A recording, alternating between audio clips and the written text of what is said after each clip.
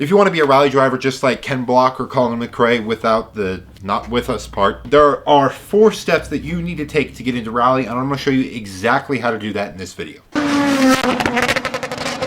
The number one thing that you need to be a rally driver is driving skill. Now, this isn't particularly important at the beginning of your rally career, and it will certainly take practice to get good at driving. But some people just have a little bit of instinct that others don't. And this is not necessarily a good or bad thing. It is what it is, right? If you go to the go-kart track with your friends, you'll notice there'll be a couple of you that are more towards the top of the leaderboard, and there'll be a couple that are towards the bottom, and just there for fun, right? And that's okay either way. If that's you, if you're at the top, you'll feel it, right? Maybe you understand racing. Maybe you know racing lines. Maybe you know apexes, right? And maybe you're able to just put it together seamlessly, and that's the way that you are. Well, then rally driving might be for you, right? You might have a little bit of that instinct. And not to say these skills can't be made with practice. They certainly can. Some people have a little bit of a head start. But at the beginning, everybody's not going to be great at rally, right? Nobody's going to go out there and win the WRC. So let's just take a step back on number 1 for now. Number 2, you're going to need a car. And this is kind of a non-negotiable, unlike the first one, right? If you want to drive, you have to have a car. But which car? And how do you get one? Well, you can buy one on Facebook, usually. People have them used, listed for sale. Definitely don't build one. Do not build your first rally car. Buy it. It's so much cheaper in the long run. Rally cars go anywhere from $5,000 to, $200,000 for the, turbo 4-wheel drive ones, but you can find a good beginner rally car for about $5,000 on Facebook. And all you really need to get started is a naturally aspirated front-wheel drive car, so like a Golf or a Jetta. I found personally around the $5,000-10,000 range. And you want to get one of these because it is incredibly difficult to build your own rally car unless you go through all of the regulations and all of the technical guidelines to make sure that your car is in spec. And sometimes they won't even let you race. If you don't get it logbooked and prepared, it's just a whole different thing. You're going to need a co-driver, someone to read your pace notes to you. The person you want for this is hopefully already experienced as a co-driver or as a driver already. They can be new also. It's just make sure they have a certain level of knowledge of rally. And maybe your friend signed you up for a co-driver and you're watching this video to learn what it's about. Good luck. Good luck.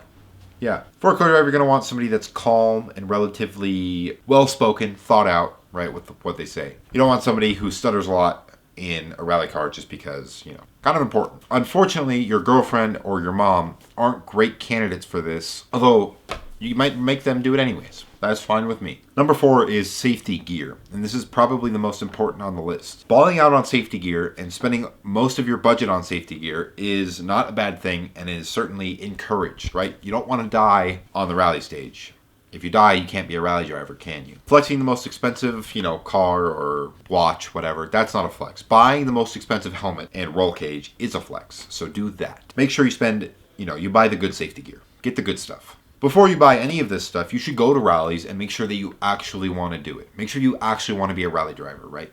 Go volunteer at events, go watch events, go, drive on the dirt roads by your house that nobody lives on. Go make sure that you actually are interested in this and you actually want to give this a real chance because you can't really, half in, half out rally driving.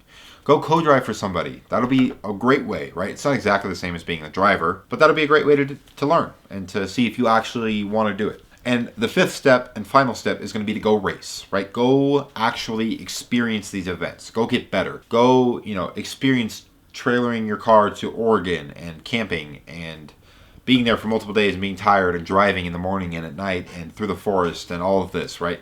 It's a whole thing. It's a whole experience. Go actually do it. It's going to take you a couple events to get used to the car, to get used to, driving on the dirt roads, to get used to driving at night. And go develop your driving skill like we talked about in point number 1. This is where you'll get a lot of practice and you'll get a lot faster, right? Eventually, after, several races, maybe 5, 6, 7, if you start doing better, you start winning your class, you start coming in first, right? This is how professional rally drivers are found. They win their regional championships. They win, their nationwide championships. The U.S. it's a little bit different compared to like England, but they win these championships in their home countries and their local championships and all this. And this is how you move up in the rally world, right?